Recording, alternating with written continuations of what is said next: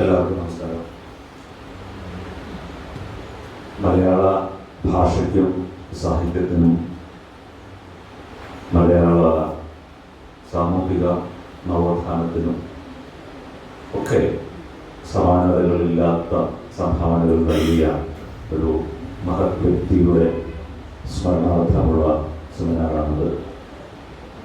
അപ്പൻതമ്പുരാന്റെ രചനാലോകം എന്നുള്ള വിഷയത്തെ ആസ്പദമാക്കിയാണ് എൻ്റെ പ്രബന്ധാവതരണം. അപ്പൻതമ്പുരാൻ ഒരു പ്രത്യേക കള്ളിയിൽ ഒതുക്കാൻ പറ്റുന്ന ഒരു വ്യക്തിത്വമല്ല എന്നുള്ളതാണ് പ്രാഥമികമായി എനിക്ക് സൂചിപ്പിക്കാനുള്ളത്. അദ്ദേഹം എന്തെഴുതി എന്നതിനേക്കാൾ ഉപരി അത് മറ്റുള്ളവർക്ക് സഹായകരമായ രീതിയിൽ എത്രത്തോളം സഹായങ്ങൾ ചെയ്തു എന്നുള്ളത് വളരെ പ്രസക്തമായ കാര്യമാണ്. അപ്പൻതമ്പുരാൻ പ്രാഥമികമായിട്ടൊരു ഗവേഷകനായി. ഗവേഷണത്തിന്റെ വിഷയം നമ്മളെ അമ്പരപ്പിക്കും വിധം വൈവിധ്യമുള്ളതായിരുന്നു എന്നുള്ളതും വളരെ പ്രസക്തമായ കാര്യമാണ്.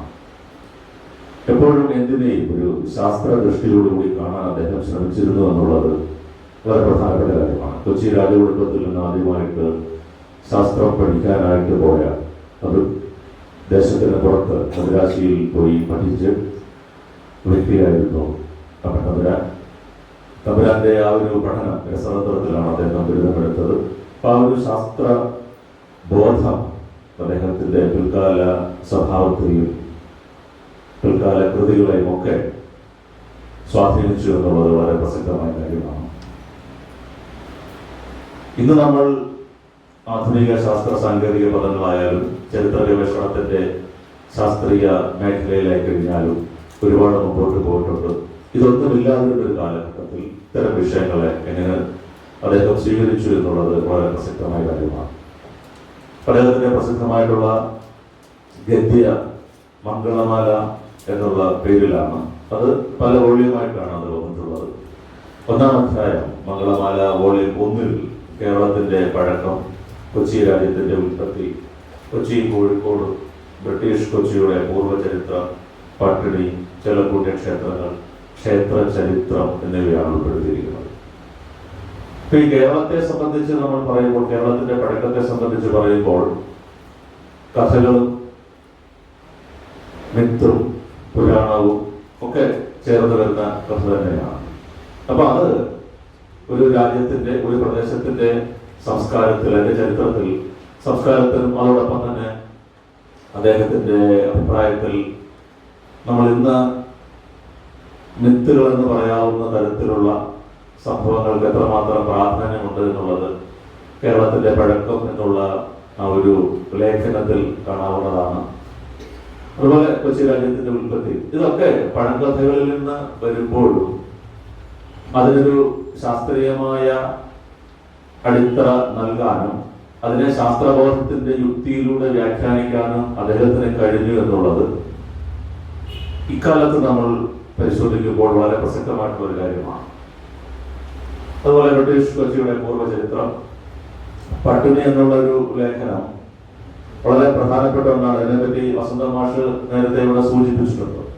ഒരു നാട് രൂപപ്പെടുന്നത് ഏതൊക്കെ ആചാരങ്ങളുടെ പേരിലായിരിക്കാം, ഏതൊക്കെ ആഘോഷങ്ങളുടെ പേരിലായിരിക്കാം, ആചാരങ്ങൾ പിന്നീട് അനാചാരങ്ങളായിട്ട് മാറുകയും അത് രാഷ്ട്രത്തിന്റെ മുന്നോട്ടുള്ള പ്രയാണത്തിൽ ഒരു വിഘ്നമായിട്ട് തീരുന്നതൊക്കെ നമുക്കറിയാമെങ്കിലും ഇതുകൂടെ ചേർന്നതാണ് ഒരു രാജ്യത്തിന്റെ സംസ്കാരം എന്നുള്ളത് വളരെ പ്രധാനപ്പെട്ട ഒന്നാണ്. പട്ടിണി എന്ന് നമ്മൾ പറയുമ്പോൾ, നമ്മൾ പട്ടിണി കിടന്ന ഒരു വ്യക്തി പട്ടിണി കിടന്നുകൊടുക്കുക, അദ്ദേഹം ആഹാരം കഴിക്കാതെ ഇരുന്നു എന്നുള്ളതാണ് ആ വാക്ക്.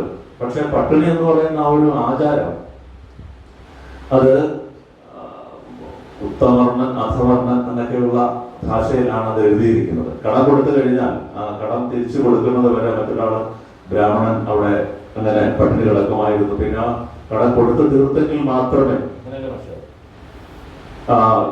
അദ്ദേഹത്തിന് പിന്നീട് പുറത്തിറങ്ങാൻ പറ്റൂ എന്നുള്ള രീതിയിൽ തന്നെയാണ്. ഒരു തരത്തിൽ ഇന്നത്തെ ഈ പലിശക്കാര് അക്രമാസക്തമായ രീതിയിൽ ഗുണ്ടാപിരിവിനെ പോലെ നടത്തുന്നതിൽ നിന്ന് വ്യത്യസ്തമായിട്ട് ഒരാളിന്റെ മനമാറ്റത്തിലൂടെ, മറ്റൊരാളുടെ സഹനത്തിലൂടെ കൃത്യമായിട്ട് അത് ചെയ്തു എന്നുള്ളൊരു കാര്യം ഇത് വായിച്ചപ്പോൾ എനിക്ക് വളരെയധികം അന്ന് വസന്തമാഷയുടെ പ്രഭാഷണത്തിലാണ് അത് മനസ്സിലായത്. പിന്നീട് അദ്ദേഹത്തിന്റെ ഗ്രന്ഥത്തിലും അപ്പൻ തമ്പുരാൻ ഒരു പഠനം എന്നുള്ള ഒരു ഗ്രന്ഥത്തിലും വളരെ വിശദമായിട്ട് അതിനെപ്പറ്റി സൂചിപ്പിച്ചിട്ടുണ്ട്. അപ്പൊ നമ്മൾ മനസ്സിലാക്കേണ്ടുന്നത് ഇതിനെ വളരെ സരസമായ രീതിയിൽ വളരെ അർത്ഥപൂർണമായിട്ട് തന്നെയാണ് ഒരു ലേഖനമായിട്ട് അപ്പൻ തമ്പുരാൻ മാറ്റിയത്. അപ്പോൾ തന്റെ നാട്ടിലെ അപ്പൊ ഇങ്ങനെ എത്രയോ കാര്യങ്ങൾ നമ്മുടെ നാട്ടിലുണ്ട്. ഓരോ പ്രദേശത്തെയും വളരെ ചെറുതായിട്ടുള്ള ഒരു സംഭവം പോലും ഒരു ഒരു ഒരു ലേഖനത്തിന് വിഷയമാക്കുക, അത് ഇതും കൂടെ ചേർന്നതാണ് നമ്മുടെ സംസ്കാരം എന്നുള്ളത്, നമ്മുടെ പ്രദേശം രൂപപ്പെട്ടിരിക്കുന്നത് എന്നുള്ളത് വളരെ പ്രസക്തമായ ഒരു കാര്യമാണ്. മംഗളമാലയിലെ 1-ാം വോളിയത്തിൽ ഇത്തരം ലേഖനങ്ങളാണ്. 2-ാം വോളിയത്തില് സത്യകീർത്തി ചരിതം, കൃഷ്ണഗാഥ, സാമൂതിരിപ്പാട് 18 കവികളും, മലയാള ഭാഷ, പഴയ ഭാഷ, പച്ചമലയാളം, തിരപ്പുറപ്പാട്, പ്രസ്താവന, ചില ന്യായങ്ങൾ. ഇതിൽ കൃഷ്ണഗാഥയ്ക്ക് എഴുതിയ അവതാരിക ഉൾപ്പെടെയുള്ള ലേഖനങ്ങളാണ് ചേർത്തിരിക്കുന്നത്. ഇതിൽ പ്രധാനമായിട്ട് വരുന്നത് മലയാള ഭാഷ, പഴയ ഭാഷ, പച്ചമലയാളം തുടങ്ങിയ ലേഖനങ്ങൾ. ഇത് വളരെ പ്രസക്തമാണ്. ഇന്നലെ നമ്മുടെ പ്രിയപ്പെട്ട സെബാസ്റ്റ്യൻ മാഷ് ഇരിങ്ങാലക്കുടയിൽ ഭാഷയെ പറ്റിയുള്ള ഒരു പ്രൗഢ പ്രസംഗം നടത്തി. ഇന്ന് പത്രത്തിൽ വളരെ പ്രധാനപ്പെട്ട ഒരു വാർത്തയായിട്ടുണ്ട്. അദ്ദേഹം അതിനകത്ത് പറഞ്ഞിരിക്കുന്നത് മലയാളം പേടി മാറ്റുക എന്നുള്ളത് തന്നെയാണ്. ഇപ്പൊ അധ്യാപകൻ എന്ന രീതിയിൽ പഠിപ്പിക്കുന്നത് ഇംഗ്ലീഷാണ് എങ്കിലും ഇന്നത്തെ കുട്ടികളുടെ മലയാള ഭാഷ പേടി തന്നെയാണ്. താഴ്ന്ന ക്ലാസ്സുകളിൽ അക്ഷരം പഠിച്ചു വരിക, അത് സ്വരാക്ഷരങ്ങളും വ്യഞ്ജനാക്ഷരങ്ങളും വ്യക്തമായിട്ട് പഠിച്ചു വരിക, വാക്കുകൾ എഴുതുക, വാക്കുകൾ ഉച്ചരിക്കുക തുടങ്ങിയ കാര്യങ്ങളൊക്കെ ഇന്ന് ഔട്ട് ഓഫ് ഫാഷനാണ്. ഭാഷയുടെ അടിസ്ഥാനപരമായിട്ടുള്ള ധർമ്മം ആശയവിനിമയമാണ് എന്നുള്ള കാര്യം ഉൾക്കൊണ്ട് തന്നെ പറയുകയാണ്. ആ ഭാഷ പ്രയോഗിക്കുന്നതിൽ നമുക്കൊരു വൈദഗ്ധ്യം ഇല്ലെങ്കിലും ശരാശരിയെങ്കിലും അതിൽ ഉണ്ടായിരിക്കണം എന്നുള്ളത് വളരെ പ്രസക്തമാണ്. എല്ലാവരും പറയുന്ന ഒരു കാര്യം, ലോകത്ത് പഠിക്കാൻ ഏറ്റവും പ്രയാസമുള്ള ഭാഷ മലയാളമാണ് എന്ന് തന്നെയാണ് എന്നാണ് പറഞ്ഞിരിക്കുന്നത്. അങ്ങനെയല്ല എന്ന് ഭാഷാ പണ്ഡിതനായ സെബാസ്റ്റ്യൻ സാർ പറയുന്നു. അത് അദ്ദേഹത്തിന്റെ അഭിപ്രായമാണ്. അതിനെപ്പറ്റിയൊക്കെ നമുക്ക് പിന്നീട് ധാരാളമായിട്ട് ചർച്ച ചെയ്യാനുള്ളത്. അപ്പോൾ ഈ ഭാഷ എങ്ങനെ നവീകരിക്കാം എന്നുള്ളത് വളരെ പ്രധാനപ്പെട്ട കാര്യം തന്നെയാണ്. ഭാഷാ നവീകരണം ഇല്ലത്തിന് പുറപ്പെട്ട് അമ്മാത്തെത്താത്ത ഒരവസ്ഥയിലാണ് ഇരിക്കുന്നത്. എവിടെയൊക്കെയോ കുറച്ച് ഭാഷാ പണ്ഡിതന്മാർ ചേർന്ന് അവരുടെ നിർദ്ദേശങ്ങൾ അവതരിപ്പിക്കുകയും ആ നിർദ്ദേശങ്ങൾ നടപ്പാക്കണോ വേണ്ടയോ എന്നുള്ള ഒരവസ്ഥയിൽ വ്യത്യസ്തമായിട്ട് പോകുമ്പോൾ വളരെ കൃത്യമായിട്ട് ഭാഷയെ പറ്റിയുള്ള തന്റെ സംശയങ്ങൾ, തന്റെ സന്ദേഹങ്ങൾ, അതെങ്ങനെയാണ് മലയാള ഭാഷയെ ഒരു നല്ല ഭാഷയായിട്ട് കൊണ്ടുവരിക എന്നുള്ളത്, തമിഴിന്റെയും സംസ്കൃതത്തിന്റെയും ഒക്കെ ദ്രാവിഡ ഭാഷയിൽ ദ്രാവിഡ ഗോത്രത്തിൽപ്പെട്ട ഭാഷയാണ് മലയാളം. അപ്പോൾ അതെത്രമാത്രം കൃത്യതയോടുകൂടി തന്നെ അത് കൊണ്ടുവരാനുള്ളതിനെ പറ്റിയൊക്കെ വളരെ ഗൗരവമായിട്ട് ചിന്തിച്ച ആദ്യകാലത്തെ പ്രധാനപ്പെട്ട വ്യക്തികളിൽ ഒരാൾ തന്നെയായിരുന്നു അപ്പൻ തമ്പുരാൻ. അത് അദ്ദേഹത്തിന്റെ ആ ഒരു ഭാഷയിൽ. പിന്നെ പഴയ ഭാഷ എന്ന് പറയുന്നത് അത് മലയാളത്തിന്റെ ചട്ടമ്പിസ്വാമികളുടെ ആ പുസ്തകത്തിൽ വളരെ പ്രധാനപ്പെട്ട ഒരു കാര്യമാണ് ഈ പഴയ മലയാളത്തിന്റെ. അപ്പൊ തമിഴിനോടുള്ള അതിന്റെ ഒരു സാദൃശ്യം എത്രമാത്രമുണ്ട്, തമിഴിൽ നിന്ന് എങ്ങനെയാണ് അത് രൂപപ്പെട്ടു വന്നത്, എന്തുകൊണ്ട് തമിഴിൽ നിന്ന് മലയാളത്തിലേക്ക് വരുമ്പോഴുണ്ടാകുന്ന ഭാഷയുടെ വ്യത്യാസം, ഇത് ഭൂതരായം എന്ന് പറയുന്ന നോവലിൽ വളരെ വ്യക്തമായിട്ട് 5 ഘട്ടങ്ങളായിട്ട് അതിനെപ്പറ്റി പറയുന്നുണ്ട്. അതിനെപ്പറ്റി നമുക്ക് വെച്ച് പിന്നീട് സംസാരിക്കാം. പിന്നെ പ്രധാനപ്പെട്ടതാണ് ഈ പച്ചമലയാളം എന്ന് പറയുന്നത്. പച്ചമലയാളം പ്രസ്ഥാനം തന്നെ ഒരു സാഹിത്യ ഭാഷയായിട്ട് വരുന്നുണ്ട്. അപ്പോൾ ഈ മലയാളം പച്ചമലയാളമായിട്ട് വരുന്നത് ഏത് കാലഘട്ടത്തിലാണ്? അത് ഭാഷയുടെ ഒരു വികാസമാണ്. അതിനെപ്പറ്റി വളരെ പ്രൗഢഗംഭീരമായൊരു പ്രബന്ധമാണ് മംഗളമാല 2-ൽ അദ്ദേഹം എഴുതിയിട്ടുള്ളത്. പിന്നെ മറ്റൊന്ന് അതിന്റെ 3-ാമത്തെ വോളിയം, അതിൽ ധർമ്മപുത്രർ, കൊച്ചി വലിയ തമ്പുരാൻ തിരുമനസ്സുകൊണ്ട്, ചന്ദ്രവതി, മിസസ് ആനി ബെസന്റ്, മഹാമഹോപാധ്യായൻ, റായ് ബഹദൂർ ചന്ദുമേനോ, ജപ്പാനിലെ കപ്പൽ പടനായകന്മാർ എന്നീ ലേഖനങ്ങളാണ്. ഇതിൽ പല ലേഖനങ്ങളെ പറ്റിയും ഇത് അദ്ദേഹം എഴുതിയത് തന്നെയാണോ എന്നുള്ള സംശയം കൂടിയുണ്ട്. കാര്യം അപ്പൻ തമ്പുരാന്റെ ലേഖനങ്ങളിൽ പ്രധാനമായിട്ടും മംഗളോദയത്തിലും രസികരഞ്ജനിയിലും ഒക്കെ തന്നെ വന്നിട്ടുള്ളതെങ്കിലും അത് പലപ്പോഴും അദ്ദേഹം പേര് വെച്ചും തൂലികാനാമത്തിലും ചില ഇനിഷ്യലൊക്കെ വെച്ചുകൊണ്ട് എഴുതുമ്പോൾ ലേഖനങ്ങൾ പലരും സമയത്ത് കിട്ടാത്തത് കൊണ്ട് സ്വന്തമായിട്ട് തന്നെ എഴുതി പ്രസിദ്ധീകരിക്കുമ്പോൾ അത് ഇതില് ധർമ്മപുത്രൻ എന്നുള്ള ലേഖനം അദ്ദേഹം തന്നെ എഴുതിയതാണോ എന്നുള്ള സംശയം പലരും ആറ്റൂർ കൃഷ്ണപിഷാരടിയൊക്കെ അതിനെ പറ്റി സംശയം പറഞ്ഞിട്ടുണ്ട്. അതെഴുതാൻ അദ്ദേഹത്തിനേക്കാൾ സാധ്യത കേരളവർമ്മ വലിയ കുറ്റപ്പനായിരിക്കാം എന്നുള്ളൊരു കാര്യം കൂടി അവിടെ സൂചിപ്പിക്കുന്നുണ്ട്. അതുപോലെ മിസസ് ആനി ബെസന്റിനെ പറ്റിയൊക്കെയുള്ള മലയാളത്തിലെ ആദ്യത്തെ ഒരു ആധികാരികമായിട്ടുള്ള ഒരു ലേഖനം വരുന്നത് അപ്പൻ തമ്പുരാനിലൂടെയാണ്. ചന്ദുമേനോനെ പറ്റി ഒരു ലേഖനം എഴുതിയിട്ടുണ്ട്. അതോടൊപ്പം ഇതുമായിട്ട് ബന്ധമില്ലാത്ത രീതിയിൽ എന്ന് പറയുമ്പോൾ ജപ്പാനിലെ കപ്പൽ പടനായകന്മാർ, അത് മറ്റൊരു രാജ്യമാണ്, മറ്റൊരു ദേശമാണ്, മറ്റൊരു സംസ്കാരമാണ്. അപ്പോൾ അദ്ദേഹത്തിന്റെ ആ ഒരു വിജ്ഞാനം സാധാരണഗതിയിൽ തമ്പുരാക്കന്മാർക്ക് പറഞ്ഞിട്ടുള്ള സംസ്കൃതവും ശ്ലോകങ്ങളും മാത്രമായിരുന്നില്ല, അതിനപ്പുറത്തേക്ക് നീളുന്ന ഒരു വലിയ വിജ്ഞാന തൃഷ്ണ അദ്ദേഹത്തിനുണ്ടായിരുന്നു. ലോകത്ത് നടക്കുന്ന കാര്യങ്ങളെ പറ്റിയൊക്കെ കൃത്യമായ ഒരു ധാരണ ഉണ്ടായിരുന്നു. ആധുനിക മനസ്സിന്റെ ഒരു ഉടമയായിരുന്നു അപ്പത്തമ്പുരാൻ എന്നതിൽ നമുക്ക് മനസ്സിലാക്കാം. ഈ അടുത്ത മംഗളമാല 4ാമത്തെ വോള്യത്തില് അദ്ദേഹത്തിന്റെ ശാസ്ത്രബോധത്തെ പറ്റി പറയുന്ന പ്രധാനമായിട്ടുള്ള ചില കാര്യങ്ങളുണ്ട്. അതിലെ ലേഖനങ്ങളുടെ പേര് കാറ്റ്, ശബ്ദം, ധ്രുവദീപ്തി, ധൂമകേതു, മൂഢവിശ്വാസം, ദിഗന്ധരം, കാലാന്തരം, മല്ലയുദ്ധം, നായാട്ടുവിധി, സമസൃഷ്ടികൾ എന്നിവയാണ് പ്രധാനമായ ലേഖനങ്ങൾ. ശാസ്ത്രലേഖനങ്ങളാണ് ഇതൊക്കെ. പിന്നീട് തിരുവിതാംകൂറിൽ പാഠപുസ്തകങ്ങളിലേക്ക് വന്നു എന്നുള്ളതാണ്. ഇപ്പൊ കാറ്റ്, വിറ്റ്, അതിനെപ്പറ്റി നമുക്ക് അറിയാവുന്നത് ഉയർന്ന മർദ്ദമുള്ള ഒരു സ്ഥലത്ത് നിന്ന് മർദ്ദം കുറവായിട്ടുള്ള ഒരു സ്ഥലത്തേക്കുള്ള വായുവിന്റെ പ്രവാഹമാണ് എന്നുള്ളതാണ്. അതിനൊരു ശാസ്ത്രലേഖനമാക്കി മാറ്റണമെന്നുണ്ട്. ഒരു ലേഖനമാക്കി മാറ്റണമെന്നുണ്ടെങ്കിൽ എന്തെല്ലാം കാര്യങ്ങൾ, കാറ്റ് എത്ര തരം കാറ്റുണ്ട്, അത് സമതലത്തിൽ വീശുന്ന കാറ്റാണോ, പർവ്വത പ്രദേശങ്ങളിൽ വീശുന്നത്, അത് താഴ്വരയിൽ വീശുന്ന ആ കാറ്റ് തന്നെയാണോ, അത് കടൽ കാറ്റുണ്ട്, കരക്കാറ്റുണ്ട്. ജോഗ്രഫിയൊക്കെ പഠിക്കുമ്പോൾ നമ്മൾ ഇന്ന് അറിയാവുന്ന ഒരുപാട് കാര്യങ്ങൾ അന്നത്തെ ഒരു അറിവ് വെച്ചുകൊണ്ട് തമ്പുരാൻ എഴുതുമ്പോൾ അതൊരു ഒരു ഒരു പുരോഗാമിയായ ഒരു വ്യക്തിയുടെ സാഹിത്യ സൃഷ്ടി എന്നതിനേക്കാൾ ഉപരി ശാസ്ത്രവും സാഹിത്യവും ചേർന്നുള്ള ഒരു ബന്ധത്തെ അതിനെപ്പറ്റി പറയുന്നുണ്ട്. അതുപോലെയാണ് ശബ്ദത്തെ പറ്റി പറയുമ്പോൾ, സൗണ്ടിനെ പറ്റി പറയുമ്പോൾ. മറ്റൊന്ന് പ്രധാനപ്പെട്ട ധ്രുവദീപ്തി എന്നുള്ളതാണ്. നമ്മൾ അറോറ ബോറിയാലിസ് എന്നൊക്കെ കേൾക്കാൻ തുടങ്ങിയിട്ട് അധികകാലമായിട്ടില്ല. ധ്രുവദീപ്തിയെ പറ്റിയൊക്കെ പോളാർ റീജിയൻസിൽ പ്രത്യക്ഷപ്പെടുന്ന, നോർവേയിലും ഫിൻലാൻഡിലും ഒക്കെ ധാരാളമായിട്ട് കാണാവുന്ന ഒരു ആകാശത്ത് നടക്കുന്ന പ്രപഞ്ചത്തിന്റെ ഒരു ദൃശ്യവിസ്മയമാണ്. വളരെ മനോഹരമായിട്ടുള്ള ഒരു ദൃശ്യവിസ്മയമാണ്. മനുഷ്യരൊരിക്കലും പകർത്താൻ സാധ്യമല്ലാത്ത വിധത്തിലുള്ള ഒന്നാണ്. അതിനെപ്പറ്റി മലയാളത്തിൽ ആദ്യമായിട്ട് എഴുതുന്നത് അപ്പത്തമ്പുരാനാണ്, ധ്രുവദീപ്തി എന്ന പേരിൽ. പിന്നെയും മിക്കോറിനെ പറ്റി, ധ്രുവഗതുവിനെ പറ്റി മറ്റ് ലേഖനങ്ങളുണ്ട്. പിന്നെ അടുത്ത ഒരു വോളിയം കൂടി മംഗളമാലയിൽ വരുന്നുണ്ട്. അതിലെ പ്രധാനപ്പെട്ട ഒരു വിഷയം അദ്ദേഹം ചർച്ച ചെയ്യുന്നത് ഭാഷാലിപികളുടെ കുഴപ്പം എന്നതിനെ പറ്റിയാണ്. അത് ഇപ്പോഴും തീരാത്തൊരു പ്രശ്നം തന്നെയാണ്. അതെന്ത് തീരും എന്നുള്ളത് ഭാഷയെപ്പറ്റി, ഭാഷ വളരെ ലൈവായിട്ട് നിൽക്കുന്നത്, ഊർജ്ജസ്വലമായിട്ട് നിൽക്കുന്നതിന്റെ പ്രധാനപ്പെട്ട ഒരു കാര്യവും ഫിലോളജി, ഭാഷാശാസ്ത്രത്തെ പറ്റിയുള്ള ചില ചർച്ചകളിലൂടെ തന്നെയാണ്. അപ്പോൾ അതിനെപ്പറ്റി വിശദമായിട്ട് വസന്തമാർ സംസാരിക്കുന്ന ഞാൻ പ്രതീക്ഷിക്കുകയാണ്. ഇപ്പോഴും മലയാളം നമുക്ക് പൂർണ്ണമായ അർത്ഥത്തിൽ വഴങ്ങിയെന്ന് ചോദിച്ചു കഴിഞ്ഞാൽ പൂർണ്ണമായിട്ട് അതിനോട് വഴങ്ങിയെന്ന് പറയാൻ ഞാൻ ആളല്ല. കാര്യം അതിന്റെ ഉദാഹരണ സഹിതം സാറ് പറയും എന്ന് തന്നെ ഞാൻ. എഫ് എന്നൊരു അക്ഷരം മലയാളത്തിൽ അതിന് തുല്യമായ ഉച്ചാരണം ഇല്ല എന്നുള്ളത് തന്നെയാണ്. ഭ എന്ന് നമ്മൾ പറയുമ്പോൾ അതിനെപ്പറ്റി അത് അദ്ദേഹം ഈ ഫൾക്രം എന്നൊക്കെ എഴുതുമ്പോൾ അപ്പം എഫ് തന്നെ ഇട്ടിട്ട് ഇൽക്രം എന്ന് എഴുതാറുണ്ട്. ഫോഴ്സ് എന്ന് എഴുതുമ്പോൾ രണ്ട് ഉദാഹരണങ്ങളാണ് അത് ആ ലേഖനത്തിൽ നമുക്ക് കാണാൻ സാധിക്കുന്നത്. അപ്പൊ അത് മലയാളവും ഇംഗ്ലീഷും കൂട്ടിക്കലർത്തുന്ന ഒരു പുതിയ രീതിയാണ്.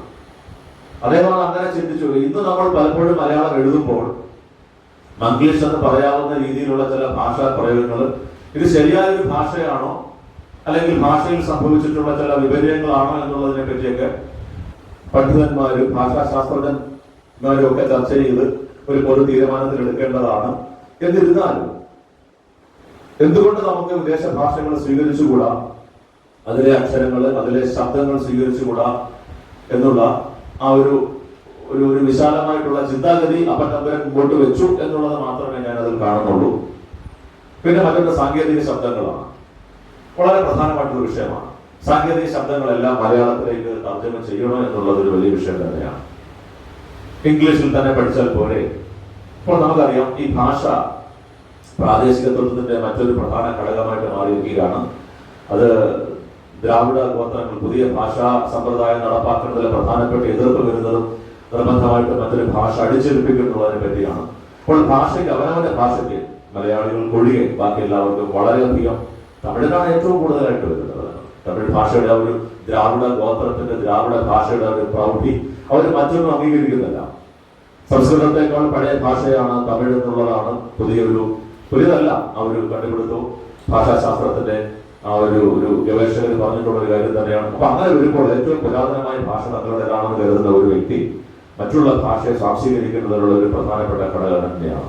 പിന്നെ ഈ ഭാഷയെ പറ്റിയുള്ള ഭാഷയിലെ വാക്കുകൾ മാറുന്നതിനെ പറ്റിയൊക്കെ തന്നെയാണ് അദ്ദേഹം പറയുന്ന ഒരു കാര്യം. ഇപ്പൊ ഗണിതശാസ്ത്രത്തിൽ തന്നെ ചില വാക്കുകൾ മലയാളത്തിലേക്ക് മാറ്റുമ്പോൾ റോംബസ് എന്നൊരു പദമുണ്ട്. അത് അതിന്റെ മലയാളം എന്താണെന്ന് ഇന്നലെ ഞാൻ എന്റെ സഹപ്രവർത്തകരായിട്ടുള്ള ഗണിതശാസ്ത്ര അധ്യാപകരോട് ചോദിച്ചപ്പോൾ പലർക്കും അത് ഇത്തിരി ബുദ്ധിമുട്ടിയാണ് കിട്ടിയത്. സമഭുജ സമാന്തരികം എന്നാണ് അതിന്റെ പേര്. റോംബസ് എന്ന് നമ്മൾ ഇപ്പൊ നമ്മളെ ചോദിക്കുന്നത് അതിന്റെ രംഭസ് എന്ന് നമുക്ക് മലയാളത്തിലേക്ക് കൊടുത്തുകൂടെ എന്നൊരു ചോദ്യമാണ്. ഈ സമഭുജ സമാന്തരികം എന്ന് ഇങ്ങനെ വളരെ ദീർഘിച്ച് പറയുന്നതിന് പകരമായിട്ട് റോംബസ് അതിനോട് ചേരുന്ന രംഭസ് എന്ന് പറയുന്ന ഒരു വാക്ക് നമുക്ക് ഉപയോഗിച്ചുകൂടെ എന്നുള്ളതാണ്. അതുപോലെ ക്ലോറിൻ അദ്ദേഹം പറയുന്നത് കിലോരം എന്നാക്കിയാൽ എന്താണ് തിരിച്ചിരുന്നുള്ളതാണ്. ഓക്സിജൻ അതിന് അമ്ലവാതകം എന്നെന്തോ കൊടുക്കുമ്പോൾ കുറച്ചുകൂടി ഇപ്പൊ നമുക്ക് ജീവിക്കാൻ ആവശ്യമായിട്ടുള്ള ഒന്നായതുകൊണ്ട് പ്രാണനം എന്നൊരു വാക്കാണ് അദ്ദേഹം അതിനെ മലയാളത്തിലേക്ക് കൊടുത്തിട്ടുള്ളത്. അപ്പോൾ ഈ സാങ്കേതിക ശബ്ദങ്ങൾ മലയാളത്തിലേക്ക് മാറ്റുമ്പോൾ അത് എത്രത്തോളം മലയാളിക്ക് നമുക്ക് എത്രത്തോളം അതിനെ റിലേറ്റ് ചെയ്യാം എന്നുള്ള ഒരു കാര്യം കൂടിയുണ്ട്. പിന്നെ ഒരു വാക്കിനെ പറ്റി പറയുമ്പോൾ വളരെ രസകരമായിട്ട് അദ്ദേഹം പറഞ്ഞത് ഉപയോഗിക്കാൻ വേണ്ടിയല്ല, സ്പോഞ്ച് എന്നതിന്റെ ഒരു മലയാളമുണ്ട്. അതിന്റെ കൃത്യമായിട്ട് ഞാൻ ഓർക്കുന്നില്ല. അനേക ദ്വാര ജലാകർഷണ പിന്നെ ഒന്ന് രണ്ട് വാക്കുകളും കൂടെ ചേർത്തുള്ള ഒന്നായിട്ടാണ് സ്പോഞ്ച്. ഇത്തരത്തിലുള്ള കാര്യങ്ങൾ വേണോ എന്ന് ചോദിച്ചുകൊണ്ടാണ് അദ്ദേഹം മലയാളത്തിലേക്ക് ചില വാക്കുകൾ സാങ്കേതിക ശബ്ദങ്ങൾ എത്രമാത്രം മലയാളത്തിലേക്ക് കൊണ്ടുവരാൻ എന്നുള്ളതിനെ പറ്റിയൊക്കെ അദ്ദേഹം പറയുന്നത്. മറ്റൊന്ന് മംഗളമാലയിലെ പ്രധാനപ്പെട്ട ലേഖനം സഹകരണ പ്രസ്ഥാനത്തെ പറ്റിയാണ്. അപ്പോൾ നമ്മളിത് നോക്കുമ്പോൾ അദ്ദേഹത്തിന്റെ വിഷയ വൈവിധ്യം എത്രമാത്രമുണ്ട് എന്നുള്ളതിനെ പറ്റിയാണ്. ശാസ്ത്രമുണ്ട്, സാങ്കേതികമുണ്ട്, ഭാഷയുണ്ട്, പുരാണമുണ്ട്, ഇതിഹാസമുണ്ട്, മിത്തുകളുണ്ട്, അതോടൊപ്പം തന്നെ ആധുനികമായിട്ടുള്ള ചില സാങ്കേതിക സമ്പ്രദായങ്ങളും ഒക്കെ അതിനകത്ത് വരുന്നുണ്ട്. മറ്റൊന്ന് പിന്നീട് വരുന്നത് പ്രഹസനങ്ങളാണ്. നാടകം എന്നതിന്റെ കൃത്യമായ അർത്ഥത്തിൽ നമുക്കത് പറയാൻ പറ്റില്ല എങ്കിലും പ്രഹസനങ്ങളാണ്. പ്രദർശന ഹസിക്കുവാനുള്ളതാണ് പ്രഹസനം എന്ന് പറയുന്നത്. ആക്ഷേപഹാസ്യം അല്ലെങ്കിൽ ഹാസ്യം തന്നെയാണ് അതിലെ പ്രധാനപ്പെട്ട ഒരു വിഷയം. പ്രധാനമായിട്ട് അദ്ദേഹത്തിന്റെ പ്രഹസനങ്ങൾ എന്ന് പറയുന്നത് മുന്നാട്ടു വീരൻ എന്ന് പറയുന്നത് ഒരു ദീർഘമായ ഒരു പ്രഹസനമാണ്. സി കുഞ്ഞിരാമമേനോന്റെ വെള്ളുവക്കമാരൻ അഥവാ സർദാർ ഷെയ്ഖ് അയാസ് ഖാൻ എന്ന് പറയുന്ന ഒരു നോവലിനെ ആസ്പദമാക്കി അതിന്റെ ഒരു നാടക രൂപമായിട്ടാണ്.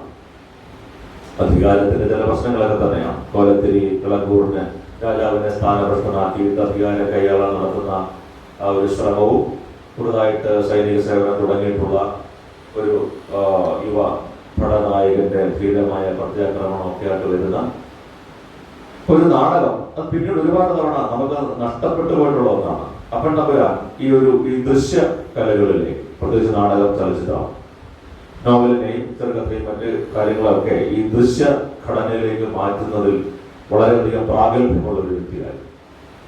അത് പലതും നഷ്ടപ്പെട്ടു പോയിട്ടുണ്ട്. ഒരെണ്ണോ മറ്റോ ആണ് നമുക്ക് കിട്ടിയിട്ടുള്ളത് എന്നാണ് എൻ്റെ ഒരു അറിവ്. Subject correction. മറ്റൊരു കർമ്മവിഭാഗം എന്ന് പറയുന്ന രണ്ടാമത്തെ ഒരു പ്രദർശനമാണ്. കാരണം നമുക്ക് ഈ പറയുന്നത് പോലെ ഈ നാട്ടിൻപുറം നഗരം അല്ലെങ്കിൽ ലാളിത്യം പരിഷ്കാരം ഈ ദ്വന്ദ്വങ്ങളുടെ ഒരു സംഘർഷമായിട്ടാണ് അത് വികസിക്കുന്നത്. ആ ഒരു പ്രഹസനം സാധാരണഗതിയിൽ ഒരു ദരിദ്ര കുടുംബം അവരുടെ ജീവിതം, സമ്പന്നമായ ഒരു കുടുംബം, പരിഷ്കാരികളായിട്ടുള്ള കുടുംബം, അവരുടെ സുഹൃത്ത്, ഇതിനിടയിൽ ദരിദ്ര കുടുംബത്തിലെ ഒരു അംഗത്തിന് ലോട്ടറി അടിക്കുന്നു. അപ്പോൾ മൊത്തത്തിൽ ആ രംഗം മാറുകയാണ്. ഇവര് മറ്റുള്ള ആ ധനവാന്റെ കുടുംബം വിലയ്ക്ക് വാങ്ങിക്കുന്നുണ്ട്. പിന്നീട് അവരുടെ തുടർന്നുണ്ടാകുന്ന ചില സംഭവവികാസങ്ങളൊക്കെയാണ് നാടകത്തിൽ പ്രഹസനത്തിൽ പറയുന്നത്. ചില വാക്കുകളുടെ ഒരു രീതിയിൽ വ്യത്യാസമുണ്ട്. തന്നെ ബാരിസ്റ്റർ എന്നൊരു വാക്കിന് അദ്ദേഹം കൊടുത്തിരിക്കുന്ന ഒരു മലയാളം ഭാര്യേഷ്ടൻ എന്ന് തന്നെ. അത് ഏത് രീതിയിലാണ് അക്കാലങ്ങളിലെ അതൊക്കെ വളരെ വിശദമായിട്ട് നമുക്ക് ചർച്ച ചെയ്യേണ്ടുന്നതാണ് എന്നുള്ളത് മാത്രമേ തൽക്കാലം ഇപ്പോൾ അതിനെപ്പറ്റി സൂചിപ്പിക്കുന്നുള്ളൂ. വളരെ പ്രധാനപ്പെട്ട മറ്റൊരു വിഷയത്തെ ആസ്പദമാക്കിയുള്ള ഒരു നാടകമാണ്, പ്രഹസനമാണ് വാസന വിജയം. ഇപ്പോഴും പ്രസക്തമാണ്. കുട്ടികളെ എങ്ങനെ വളർത്തണം എന്നുള്ളതിന്റെ വളരെ പ്രധാനപ്പെട്ട ഒരു ചോദ്യം അതിര് കടന്ന ലാളന, അതിര് കടന്ന ശകാരം, ഇത് രണ്ടിന്റെയും ഇടയ്ക്കുള്ള ഒരു പ്രശ്നമാണ്. ഇത് രണ്ടും അപകടകരമാണ്. ചൈൽഡ് സൈക്കോളജിയിൽ നമ്മൾ ആദ്യം പറയുന്ന ഒരു കാര്യം തന്നെയാണ്. R.K. നാരായണന്റെ ഒരു ചെറുകഥയുണ്ട്, ഈ ക്രൈം ആൻഡ് പണിഷ്മെന്റ് എന്ന് പറയുന്ന ഒരു ചെറുകഥയാണ്. അതിലെ പ്രധാന തീം തന്നെയാണ്. അതിൽ ലാളനയുള്ള ഒരു കുട്ടി, അധ്യാപകമായിട്ടുള്ള ഒരു ചെറിയ പ്രശ്നം തന്നെയാണ്. അത് ശിക്ഷയും തന്നെയാണ്. ദസ്തയേവ്സ്കിയുടെ നോവലിന്റെ പേരെടുത്തുന്നല്ലാതെ തമ്മിൽ ഒന്നുമില്ല. അപ്പൊ ഈ അതിര് കടന്ന ലാളനയും അതിര് കടന്ന ശിക്ഷയും ഒരു വ്യക്തിയുടെ സ്വഭാവ രൂപീകരണത്തെ എങ്ങനെ ബാധിക്കും എന്നുള്ളതിന്റെ വളരെ മനോഹരമായിട്ടുള്ള മനഃശാസ്ത്രപരവും കൂടിയിട്ടുള്ള ഒരു പഠനം തന്നെയാണ് വാസന വിജയം എന്ന് പറയുന്നത്.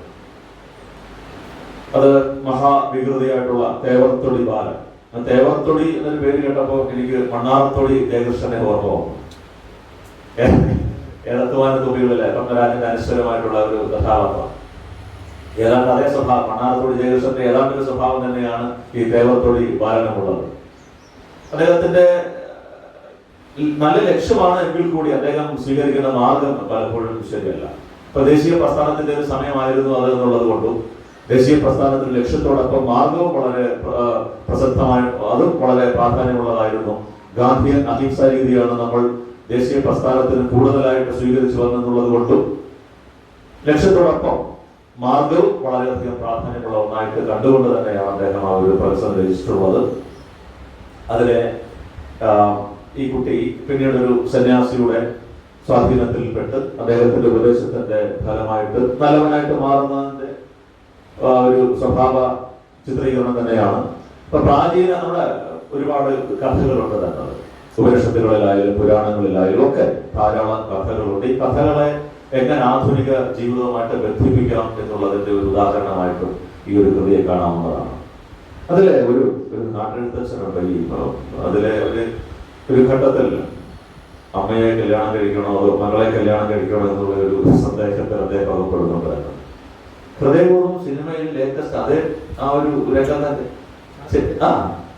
മോഹൻലാലിന്റെ ഹൃദയം മാറ്റി വെച്ച് അവിടെ ചെന്ന്, അപ്പോൾ അമ്മ അധികം പ്രായമില്ലാത്തതാണ്, മകള് കൗമാരകാരിയാണ്, രണ്ടുപേരും തമ്മിൽ ഒരു ഘട്ടത്തിൽ അദ്ദേഹത്തിന് ഇങ്ങനെ തോന്നി വരുമ്പോൾ അവിടുന്ന് പോകുന്ന ഒരു ഘട്ടത്തിൽ ഒരാഴ്ച കൂടി ഇവിടെ നിൽക്കാന്ന് പറയുമ്പോൾ അദ്ദേഹത്തിന്റെ അസിസ്റ്റന്റ് ആയിട്ടുള്ള മെയിൽ നഴ്സ് ചോദ്യം ചോദിക്കുന്നുള്ളൂ, അമ്മയോ മോളോ? വളരെ ഈ ഒരു ചോദ്യം വാസനാവികതയില് അപ്പൊ തമ്മിൽ ആ പണ്ടി വെച്ചിട്ടുണ്ട്.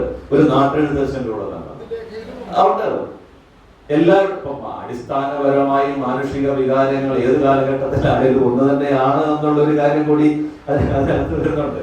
ഹാസ്യത്തിന് നല്ല രീതിയിലൊക്കെ ഉദാഹരണങ്ങളായിട്ട് വരുന്നുണ്ട്. അദ്ദേഹത്തിന്റെ അടുത്ത കാലവിപര്യം എന്ന് പറയുന്ന ഒരു പ്രദർശനം കൂടിയാണ്. അതിന്റെ ഒരു ആമുഖമായിട്ട് അദ്ദേഹം ഒരു 4-5 വരി എഴുതുന്നുണ്ട്. അതില് തന്നെത്താൻ അറിയാത്തവൻ അന്യരെ അറിയില്ല, വീടിന് കൊള്ളാത്തവൻ നാടിനും കൊള്ളില്ല, ബുദ്ധി വലുപ്പത്തേക്കാൾ വലുതാകുന്ന ബുദ്ധി ഗുണം, പശ്ചാത്താപത്തിലൂടെയാണ് നമ്മൾ പ്രായശ്ചിത്തത്തിലേക്ക് എത്തുന്നത്, ആള് നന്നായാൽ വീട് നന്നാകും, വീട് നന്നായാൽ നാട് നന്നാകും എന്നുള്ള ഒരു ആമുഖം അതിന്റെ വളരെ പ്രധാനം. നേരത്തെ പറഞ്ഞതുപോലെ വളരെ ചെറിയൊരു സംഭവം തന്നെയാണ്. പഠിക്കാൻ പോയ ഒരു സമ്പന്ന കുടുംബത്തിലെ ഒരു ധൂർത്തപുത്രൻ, വളരെ പരിഷ്കാരിയായിട്ടുള്ള ഒരാള് നഗരത്തിൽ പഠിക്കാൻ പോകുന്നു. അവിടെ ഒരു പരിഷ്കാരി പെൺകുട്ടിയുമായിട്ട് പ്രണയത്തിലാകുന്നു. അവൾ ഇപ്പോഴത്തെ ഭാഷയിൽ പറഞ്ഞ തിരിച്ചിട്ട് പോകുന്നു. അദ്ദേഹത്തിന് അതിലെ വളരെയധികം ബുദ്ധിമുട്ട് അനുഭവപ്പെടുന്നു. പിന്നീട് ഇത് മാറ്റാൻ വേണ്ടിയിട്ട് അദ്ദേഹം ദേശീയ പ്രസ്ഥാനത്തിലേക്ക് പോവുകയും നൂൽനിൽപ്പിലും ഗ്രാമോദ്ധാരണ പരിപാടികളിലേക്ക് സജീവമായിട്ട് പങ്കെടുക്കുകയും ചെയ്യുന്നുണ്ട്. അതോടൊപ്പം ഈ ചങ്ങാതിയുടെ ഈ ധൂർത്തനായിട്ടുള്ള വ്യക്തിയുടെ ചങ്ങാതി അയാൾ നല്ല ഒരു വ്യക്തിയാണ്. അദ്ദേഹത്തിന്റെ സഹോദരി വിവാഹം കഴിക്കുന്നു. ഇപ്പോൾ ഈ 2 വാസന വിജയമായാലും ഈ കാലഗരിയുമായാലും ഈ 2 കൃതിയിലും ദേശീയ പ്രസ്ഥാനത്തിന്റെ ഒരു സ്വാധീനം നമുക്ക് കാണാൻ കഴിയുന്നുണ്ട്. ഇപ്പൊ സമകാലികമായിട്ടുള്ള രാഷ്ട്രീയ വിഷയങ്ങളോട് അദ്ദേഹം സംവദിക്കുന്നു എന്നുള്ളത് വളരെ പ്രസക്തമായിട്ടുള്ള ഒരു കാര്യമായിട്ട് തോന്നുന്നുണ്ട്. നൂൽനൂൽപ്പും അതുപോലെ ഗ്രാമോദ്ധാരണവും ഒക്കെ അദ്ദേഹം തന്റെ കൃതികളിൽ വളരെ കൃത്യമായ രീതിയിൽ അവതരിപ്പിക്കുന്നുണ്ട് എന്നുള്ളത് വളരെ പ്രസക്തമായിട്ടുള്ള ഒരു കാര്യം തന്നെയാണ്. ഈ ഘട്ടത്തിൽ ചങ്ങമ്പുഴയെ പറ്റി വസന്ത മാസ്റ്റർ പ്രഭാഷണത്തിൽ ഇവിടെ തന്നെ പറഞ്ഞൊരു കാര്യം ഞാൻ ഓർക്കുകയാണ്. മഹാത്മാഗാന്ധി എന്നൊരു വ്യക്തി ജീവിച്ചിരുന്നു എന്നുള്ള കാര്യം ചങ്ങമ്പുഴയ്ക്ക് അറിയാമായിരുന്നു എന്ന് അദ്ദേഹത്തിന്റെ കൃതികൾ വായിച്ചാൽ നമുക്ക് തോന്നില്ല എന്ന് വസന്ത മാസ്റ്ററുടെ ആ ഒരു വാചകം കൂടി ഞാൻ ഇവിടെ ഓർക്കും. പിന്നീട് അദ്ദേഹത്തിന് ഒരു കവി എന്ന രീതിയിൽ അധികം അപ്പതമ്പുരാന് നമ്മൾ മനസ്സിലാക്കുന്നില്ല. ഗദ്യകാരൻ എന്ന രീതിയിൽ തന്നെയാണ് അദ്ദേഹത്തിന്റെ വിജയം. എങ്കിലും അദ്ദേഹത്തിന്റെ കവിത പ്രസ്ഥാനവഞ്ചകൻ എന്നുള്ള അദ്ദേഹത്തിന്റെ ആ ഒരു കവിതയെ പറ്റി പറയുമ്പോൾ ഒന്ന് രണ്ട് കവിതകളുടെ പേര് മാത്രമാണ്. കാര്യം ജയിച്ചു, പിടികിട്ടി, ഒരു ഗണപതി, ഭജനത്തിൽ നിന്ന് കഥനത്തിലേക്ക്, നാളികേരം, മാനകാകളി, രാമകൃഷ്ണാഷ്ടകം. കൊച്ചി രാജ്യത്ത് വളരെ പ്രസിദ്ധമായിരുന്ന മന്ദമഹീശമംഗളവും അദ്ദേഹത്തിന്റെ കൃതി തന്നെയാണ്. ഇതിലൊരു ഈ നാളികേരത്തിന്റെ ഈ കഥയിലാണോ നമ്മുടെ പാർവതി ദേവിയുടെയും ശിവന്റെയും ഒക്കെ ആയിട്ട് കഥ അന്ന് വസന്ത മാഷ് പറയുന്നുണ്ട്. വിശദമായിട്ട് വളരെ കാര്യമായിട്ട് സാർ അതിനെ പറ്റി പറയും. ഭജനത്തിൽ നിന്ന് കഥനത്തിലേക്ക് എന്ന് പറയുമ്പോൾ ദൈവവുമായിട്ട് അടുത്ത ബന്ധമുണ്ടായിരുന്ന ഒരു വ്യക്തിക്ക് അല്ലെങ്കിൽ ഈശ്വര വിചാരം എന്നുള്ളത് പഴയ കേരളത്തിൽ ഒരു ജോലിയായിരുന്നു അല്ലേ അല്ലേ? പക്ഷെ ഈ പഴയ ആഹാരത്തിലൊക്കെ എടുക്കുന്ന ഒരു ജോലിയാണ് ഗൃഹനാഥന്റെ ജോലി. ഈശ്വര വിചാരം, ഈശ്വരനെ വിചാരിക്കുന്നത് ഒരു ജോലിയായിട്ട് മാറ്റിയ ഒരു സമൂഹമായിരുന്നു നമ്മുടേത്. അത് കഴിഞ്ഞ് അദ്ദേഹത്തിന്റെ രോഗം വരുമ്പോൾ ഉണ്ടാകാവുന്ന ആ ഒരു ബുദ്ധിമുട്ടുകളെ പറ്റിയാണ് ഭജനത്തിൽ നിന്നും കഥനത്തിലേക്ക് എന്നുള്ള ഒരു ഇതിലൊക്കെ ഒരു തമ്പുരാന്റെ ഒരു ഫലിതം, ഒരു ഹാസ്യ രസം അതിനകത്തുണ്ടായിരുന്നു എന്നുള്ളതും പ്രസക്തമായിട്ടുള്ളതായിരുന്നു. ചെറിയ ചെറിയ വാക്കുകൾ കൊണ്ടായിരുന്നു, സാധാരണക്കാർക്ക് മനസ്സിലാകുന്ന ഭാഷയിൽ തന്നെയായിരുന്നു അത് എഴുതിയിട്ടുള്ളത് എന്ന് തന്നെ അതിന്റെ ഒരു പ്രസക്തമായിട്ടുള്ള ഒരു കാര്യം തന്നെയാണ്. ഇനി പ്രധാനമായിട്ട് വരുന്നത് ഒരുപാടുണ്ട്, സമയം വളരെ കുറച്ചുള്ളത് കൊണ്ട് അദ്ദേഹത്തിന്റെ പ്രധാനപ്പെട്ട 2 നോവലുകളാണ്. അതിൽ ഭൂതരായ എന്ന നോവലിനെ പറ്റി രാജലക്ഷ്മി ചേച്ചി വിശദമായിട്ട് പറയും. എന്നിരുന്നാലും ആ നോവലിനെ പറ്റിയുള്ള 1-2 കാര്യങ്ങൾ ഞാനിവിടെ സൂചിപ്പിക്കാൻ ആഗ്രഹിക്കുന്നു. ആ നോവൽ ഒരു ചരിത്ര നോവൽ എന്ന രീതിയിലാണ് കേരളത്തിലെ നിരൂപകന്മാർ എഴുതിയിട്ടുള്ളത്. അതിന്റെ വിമർശനങ്ങൾ തന്നെ തന്നെയാണ്. ഏറ്റവും ഖണ്ഡനപരമായിട്ടുള്ള വിമർശനം നടത്തിയിട്ടുള്ളത് ശ്രീ എം വി പോളാണ്. അദ്ദേഹത്തിന്റെ നോവൽ സാഹിത്യത്തില് ആ ഒരു വിമർശനം എടുത്ത് ചേർത്തിട്ടുണ്ട്. ആക്ഷേപഹാസ്യത്തോടു കൂടി തന്നെയുള്ള വളരെ പരുഷമായ രീതിയിൽ തന്നെയുള്ള ഒരു വിമർശനമായിരുന്നു ആ നോവലിനെ പറ്റിയുള്ളത്. വസന്ത മാഷുടെ അപ്പൻ തമ്പുരാൻ എന്നൊരു പഠനത്തിലും അദ്ദേഹവും ആ നോവലിനെ വ്യക്തമായിട്ട് ചില ഘടകങ്ങളൊക്കെ എടുത്ത് വിമർശനം ഉന്നയിച്ചിട്ടുണ്ട്. എനിക്ക് വ്യത്യസ്തമായിട്ടുള്ള ഒരു കാഴ്ചപ്പാടാണ് ആ നോവലിനെ പറ്റിയുള്ളത്. കാരണം അതിലെ പ്രണയത്തിന്റെ ദൃഢബദ്ധത ഇല്ലായ്മയാണ് അതിന്റെ പരാജയ കാരണമെന്നാണ് വസന്ത മാഷ് പറഞ്ഞിരിക്കുന്നത്. നമ്മൾ ആധുനിക നോവൽ സങ്കല്പവുമായിട്ട് നോക്കുമ്പോൾ മലയാളത്തിലെ ആധുനികത 60-കൾ തൊട്ടാണ്. അതിന്റെ ഏറ്റവും ഉദാത്തമായ നോവലായിട്ട് നമ്മൾ ഇപ്പോഴും കാണുന്നത് ഖസാക്കിന്റെ ഇതിഹാസം തന്നെയാണ്. ആ നോവലിന്റെ ഘടനയുമായിട്ട് ഒരു ശ്രദ്ധമായ ഒരു ഘടനയാണ്. ഒ വി വിജയന്റെ കൃതികളെ പറ്റിയാണ് പി കെ രാജശേഖരൻ ഗവേഷണം നടത്തി ഗവേഷണ ബിരുദം നേടുന്നത്. പിന്നീട് അത് പിതൃഘടികാരം എന്ന പുസ്തകമായിട്ട് പ്രസിദ്ധീകരിക്കുകയും അതിന് മികച്ച വിമർശന ഗ്രന്ഥത്തിനുള്ള സാഹിത്യ അക്കാദമി അവാർഡ് ലഭിക്കുകയും ചെയ്തു. അതിൽ ആധുനിക നോവലുകളെ പറ്റി ഉപയോഗിക്കുമ്പോൾ അദ്ദേഹം ഉപയോഗിച്ചിരിക്കുന്ന ഒരു ബിംബം ഉടഞ്ഞ കണ്ണാടി എന്നുള്ളതാണ്. 1923 പ്രസിദ്ധീകരിച്ച ഈ ഒരു നോവൽ ആധുനികതയുടെ ചില അംശങ്ങൾ ഉൾക്കൊള്ളുന്നു എന്ന് നമ്മൾ ഔദ്ധത്തോട് പറയുകയല്ല. 2025 നിന്നുകൊണ്ട് ആ നോവലിലേക്ക് നോക്കുമ്പോൾ ഇത്തരത്തിലുള്ള ചില കാഴ്ചകൾ ആ നോവൽ കാണാം എന്നുള്ളത് മാത്രമേ ഞാൻ സൂചിപ്പിക്കുന്നുള്ളൂ. കാര്യം 1922 യുലീസസ് എന്ന നോവൽ ഇറങ്ങുന്നുണ്ട് ഇംഗ്ലീഷിൽ. നോവലുകളുടെ ആധുനിക ഘടനയെ സംബന്ധിച്ച് ഇപ്പം മാറ്റങ്ങൾ ഒരുപാട് വന്നിട്ടുണ്ട്. അപ്പണ്ടപുരാന്റെ നോവൽ വിമർശിക്കുമ്പോൾ എം വി പോളിന് ആസ്പദമായിരിക്കുന്നത് ഇ.എം. ഫോസ്റ്ററുടെ ആസ്പെക്ട്സ് ഓഫ് ദ നോവൽ എന്നുള്ള കൃതിയിലെ നോവലിനെ സംബന്ധിച്ചുള്ള സങ്കല്പത്തെ അടിസ്ഥാനമാക്കിയാണ് അതിനകത്ത് അദ്ദേഹം ആ വിമർശനം എഴുതിയിട്ടുള്ളത്. അത് മാറി. അത് 1902 വന്നൊരു ഗ്രന്ഥമാണ്. അതിനുകൊണ്ടും ആധികാരികമായിട്ടുള്ള ഒരു വിമർശന ഗ്രന്ഥമായിട്ടോ ഒന്നും ഇപ്പോഴത്തെ നിരൂപകന്മാരാക്കി ആ ഒരു കാലഘട്ടത്തിൽ അങ്ങനെ വന്നു എന്നുള്ളത് കൊണ്ടാണ്. അപ്പൊ അതിന്റെ ചുവട് പിടിച്ചുകൊണ്ട് നായകൻ ഇങ്ങനെ ആയിരിക്കണം, നായിക ഇങ്ങനെ ആയിരിക്കണം, കഥാഘടനകൾ ഇങ്ങനെ ആയിരിക്കണം, അങ്ങനെ ഒന്നും ആവേണ്ട ഒരു കാര്യമില്ല. ഇനിയിപ്പോ അതിലെ പ്രധാനപ്പെട്ട ഒരു അഭിപ്രായ വ്യത്യാസം എനിക്ക് തോന്നുന്നത് ഒരു ചരിത്ര നോവൽ എന്ന രീതിയിലാണ് ഭൂതരായ ഇവരൊക്കെ കണ്ടിട്ടുള്ളത് ശരിക്കും ഭൂതരായ ഒരു ചരിത്ര നോവൽ തന്നെയാണോ എന്നുള്ളത് സംശയമാണ്. ചരിത്രം അതിലൊരു ഘടകമാണ് എന്നുള്ളത് കൊണ്ട് അത് ചരിത്ര നോവലാണോ എന്നുള്ളതാണ്. ഇപ്പൊ നമ്മുടെ കരീഷിന്റെ പുതിയൊരു നോവൽ വന്നിട്ടില്ല. 47 സ്വാതന്ത്ര്യം കിട്ടിയപ്പോൾ തിരുവിതാംകൂർ പ്രത്യേക രാജ്യമായിട്ട് മാറി നിന്നുകൊണ്ട് അല്ലെ, അതിന് ആസ്പദമായിട്ടൊരു കാര്യമുണ്ട്. അതിന് നമുക്ക് ചരിത്ര നോവൽ പറയാൻ പറ്റുമോ? ഒരിക്കലുമില്ല. അപ്പോൾ ഈ നോവലിന്റെ പശ്ചാത്തലം ചരിത്രം അപ്പം തമ്പുരാൻ പറഞ്ഞിട്ടുള്ളത് ഒരു കെട്ട് പഴങ്കഥ എന്നാണ് നോവലിനെ പറ്റി പറയുമ്പോൾ. ഈ പഴങ്കഥ എന്ന് പറയുമ്പോൾ ഇന്ന് നമ്മൾ നരവംശ ശാസ്ത്രത്തില് വളരെയധികം പ്രാധാന്യമുള്ള മിത്തുകളെ പറ്റിയുള്ള പഠനത്തിൽ ജെയിംസ് ഫ്രേസറുടെ ഗോൾഡൻ ബുക്ക് വായിച്ചിട്ടുള്ള മലയാളികൾക്കും അതിനെപ്പറ്റി പഠിച്ചിട്ടുള്ളവർക്കും ഒക്കെ എത്രമാത്രം പ്രാധാന്യം അർഹിക്കുന്നത്, എത്രമാത്രം പ്രാധാന്യമുള്ളതാണ് ഈ മിത്ത് അല്ലെങ്കിൽ നമ്മൾ പഴങ്കഥ എന്ന് പറയുന്ന ഒരു കാര്യം. എത്രമാത്രം അതിന്റെ ഒരു എന്താ പറയാ, വ്യക്തികളെ ആയാലും സമൂഹത്തിന്റെ ആയാലും ഒക്കെ ആചാരാനുഷ്ഠാനങ്ങളുമായിട്ട് ബന്ധപ്പെട്ട് കിടക്കുന്ന ഒരു കാര്യം തന്നെയാണ്. അപ്പൊ അതിനൊരു ഹിസ്റ്റോറിക്കൽ ഫിക്ഷൻ എന്ന് പറയാൻ പറ്റുമോ എന്നുള്ളതിനെ പറ്റി എനിക്ക് സംശയമുണ്ട്. അതിനെ ആസ്പദമാക്കി വരുമ്പോഴാണ് ഈ ഒരു കാര്യം തന്നെയാണ്. മറ്റൊന്ന് അതിലെ കഥാപാത്രങ്ങളെ പറ്റിയാണ്. ധാരാളം കഥാപാത്രങ്ങൾ അതിലുണ്ട്. ഒരു കഥാപാത്രത്തെയും അതിന്റെ പൂർണ്ണമായിട്ടുള്ള വളർച്ചയെ പറ്റി പറയുന്നുണ്ടോ ഇല്ലയോ എന്നുള്ളതിനെ പറ്റിയൊക്കെ തന്നെയാണ്. അപ്പൊ നമ്മൾ ഫ്ലാറ്റ് ക്യാരക്ടേഴ്സ്, റോഡ് ക്യാരക്ടേഴ്സ്, അത് E.M. ഫോസ്റ്ററിന്റെ കൃതിയാണ്. അതൊക്കെ മാറി. അങ്ങനെ വരുമ്പോൾ പൂർണ്ണമായിട്ട് കഥാപാത്രത്തിന്റെ വളർച്ചയോ അല്ലെങ്കിൽ ഇതിൽ മറ്റൊരു പ്രധാനപ്പെട്ട ജോലി ഇതിലെ നായകൻ ആരാണ്, നായിക ആരാണെന്നുള്ളതിനെ പറ്റി വലിയ ചർച്ചയാണ് പൊതുരായതിനെ പറ്റി പറയുമ്പോൾ. ആധുനിക നോവലിൽ നായകൻ വേണമെന്ന് നിർബന്ധമില്ല. നമ്മൾ ഈ ആന്റി ഹീറോ സങ്കല്പം വരുന്നുണ്ട് ആധുനികതയിൽ. അപ്പൊ നമ്മളെ സംബന്ധിച്ച നായകൻ എന്ന് പറഞ്ഞു കഴിഞ്ഞാൽ പഴയ പ്രേം നസീർ കഥാപാത്രങ്ങൾ പോലെയാണ്. വെളുക്കുമ്പോൾ കൊണ്ടുവരണം, കുളിക്കണം, വെളുത്ത കൊണ്ട് കൊടുക്കണം, അച്ഛനെയും അമ്മയും തൊഴുത് പുറത്തേക്ക് വരണം. ആ സങ്കല്പമല്ല ആധുനികതയ്ക്കുള്ളത്. ആധുനിക നോവൽ ആന്റി ഹീറോ എന്ന് പറയുന്ന സങ്കല്പം, കഥാനായകൻ സൽഗുണ സമ്പന്നനായിരിക്കണമെന്നില്ല, അയാൾക്ക് അയാളുടേതായിട്ടുള്ള പാലച്ചൽ ഉണ്ടായിരിക്കാം. അങ്ങനെയുള്ളവരുണ്ട്. ടോം ജോൺസിലൊക്കെയുള്ള കഥാപാത്രങ്ങൾ ഇംഗ്ലീഷ് സാഹിത്യത്തിൽ ധാരാളമായിട്ടുണ്ട് അതിനകത്ത്. അപ്പോൾ ആ ഒരു അടിസ്ഥാനത്തിൽ ആ നോവലിനെ വിലയിരുത്തിയപ്പോൾ അതൊരു പരാജയമാണെന്ന് പറയുന്നത് എത്രമാത്രം നമുക്ക് സംതിങ് ഡിബേറ്റബിൾ എന്നുള്ളൊരു കാര്യം തന്നെയാണ്.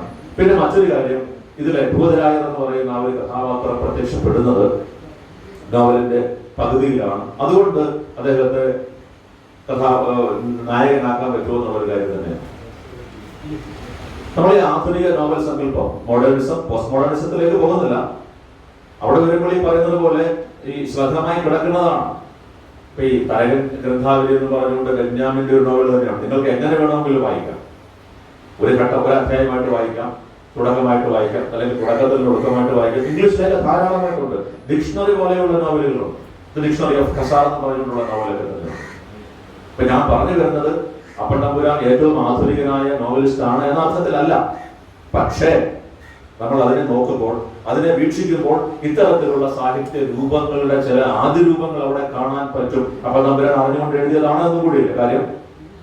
ആദ്യം പ്രസിദ്ധീകരിക്കുമ്പോൾ നമ്മളോട് പ്രസിദ്ധീകരിക്കുന്ന ഒരു കഥയിൽ നിന്നാണ് പിന്നീട് നോവൽ രൂപമായിട്ട് വരുന്നത്. അങ്ങനെ വരുമ്പോൾ ഈ പറയുന്ന രൂപങ്ങളൊന്നും അന്നുണ്ടായിരുന്നില്ല. അതിൽ ഭാസ്കര അത്ഭുതരായരെ വധിക്കുന്നുണ്ട്. രണ്ടാമത് വരുമ്പോൾ അദ്ദേഹത്തെ വധിക്കുന്നില്ല, നാടുകടത്തുകയും ചെയ്യുന്നുണ്ട്. ഇതെല്ലാവരും മനസ്സിലാക്കാതെ പോയത് അധികാരത്തെ സംബന്ധിക്കുന്ന വളരെ സൂക്ഷ്മമായിട്ടുള്ള ചില നിരീക്ഷണങ്ങളാണ് നോവലിലുണ്ട്.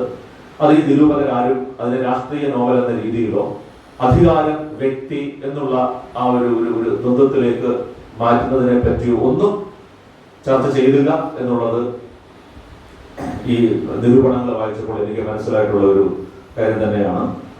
ഇതിനെപ്പറ്റി വിശദമായിട്ട് ഞാൻ അതിന്റെ കഥ പറയുന്നില്ല, കഥാപാത്രങ്ങളെ പറ്റി ഒന്നും പറയുന്നില്ല, അതിന്റെ സാംസ്കാരിക പശ്ചാത്തലം ഒന്നും പറയുന്നില്ല. അതിലെ 1-ാം അധ്യായത്തിലെ മലയാള ഭാഷയെ പറ്റി ഒരുപാടുണ്ട് പറയാനുണ്ട്. അതിനൊക്കെ ചേച്ചി വിശദമായിട്ട് സംസാരിക്കും എന്നുള്ളത് കൊണ്ട് ഞാൻ അതിലേക്ക് പ്രവേശിക്കുന്നില്ല. ഭൂതരായർ എന്ന നോവലിനെ പറ്റിയുള്ള ഒരു കാര്യം തന്നെയാണ്. നമ്മൾ ഇനിയും അത് പ്രസിഡന്റിന്റെ ശ്രദ്ധയിലേക്ക് ഞാൻ കൊണ്ടുവരികയാണ്. ആ നോവൽ ആധുനിക നോവൽ സങ്കേതങ്ങളുടെയും സാഹിത്യ സിദ്ധാന്തത്തിന്റെയും ഒക്കെ വെളിച്ചത്തിൽ നമ്മൾ അഴിച്ചു പണിയേണ്ടുന്ന, കൃത്യമായിട്ട് ചർച്ച ചെയ്യേണ്ടുന്ന ഒരു നോവലാണ് എന്ന് തന്നെയാണ് എൻ്റെ അഭിപ്രായം. നമ്മൾ പറയുമല്ലോ, പൂതമ കുഞ്ഞിന്റെ മേൽമൂടി പാറയെ കൈതപ്പൂ പോലെ പതിച്ചു നീക്കി കണ്ടു ചിന്നുമാർ അതിൽ പൊന്നും ഇതൊക്കെയാണ് പവിഴവും കുന്നുകുന്നായി കിടന്നിരുന്നു എന്ന് തന്നെയാണ്. നമുക്കുണ്ട് ധാരാളം മുത്തും പവിഴങ്ങളൊക്കെ ഉണ്ട്. പൊന്നു വെച്ചിട്ട് നമ്മൾ കാക്ക പൊന്നു തേടി പോവുകയാണ്. ഇത് ഈ നോവൽ അതിന്റെ ഒരു ചർച്ചയിലൂടെ ഇത് പാഠഭാഗങ്ങളായിട്ട് നോവൽ യൂണിവേഴ്സിറ്റിയിലേക്ക് പഠിക്കാനുണ്ടായിരുന്നു. അവരെല്ലാം ഇതിന് ഈ ഒരു രീതിയിലേക്കാണ്. സി വി രാമൻപിള്ളയുടെ ചരിത്ര നോവലിന്റെ അതേ മാനദണ്ഡം വെച്ചുകൊണ്ട് ഭൂതരായരെ വിലയിരുത്തി കഴിഞ്ഞാൽ തെങ്ങിനും കവുങ്ങിനും ഒരേ കളപ്പിടാൻ പറ്റില്ല എന്നൊരു നാട്ടുചലുണ്ടല്ലോ. അതാണ് എനിക്ക് മനസ്സിലായത് ഈ നോവൽ വായിച്ചത്. ഞാനത് ഒരു തവണ വായിച്ചോളൂ. ഒരു തവണയല്ല, പലതവണ വായിക്കേണ്ടുന്ന ഒരു നോവലാണത്. രണ്ട്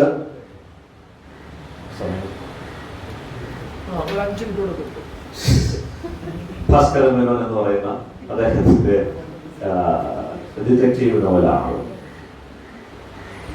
കുറ്റാന്വേഷണ കൃതികൾക്ക് സാഹിത്യത്തിന്റെ ആഭിജാത്യമൊന്നും പറ്റാത്തൊരു സാഹചര്യമാണ്. സാഹിത്യത്തിന്റെ ആ ഒരു വലിയ പന്തിയിൽ ഒരിക്കലും പ്രവേശനമില്ലാത്ത ഒന്നാണ് ഈ പറയുന്ന കുറ്റാന്വേഷണ കൃതികൾ. മലയാളത്തില് അതിന് ഇടക്കാലത്ത് പ്രസക്തി ഉണ്ടായിരുന്നു.